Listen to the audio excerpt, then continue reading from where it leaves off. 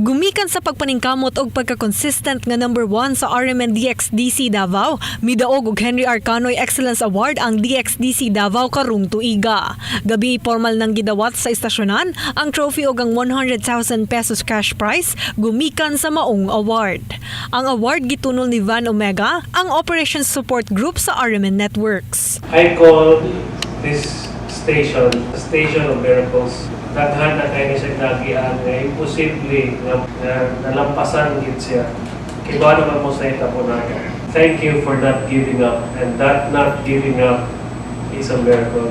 Kay in just a few months nga na-solve to siya nga problema, nakuha mo award gikan sa company. No other than the best award na pwedeng mahatag sa company.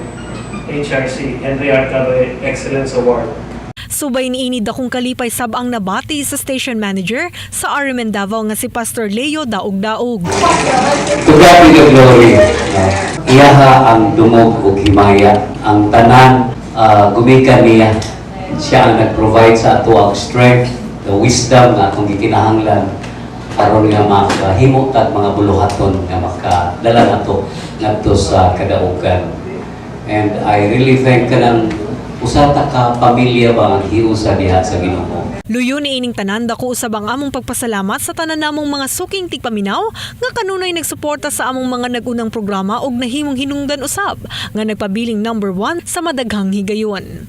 Ang Henry Arcanoy Excellence Award usa ka network initiative nga hatagan og pasidungog ang RMN station nga top performer. Kasama mo sa balita, Radyo Man A. Bibibera, Tatak RMN. Tatak RMN.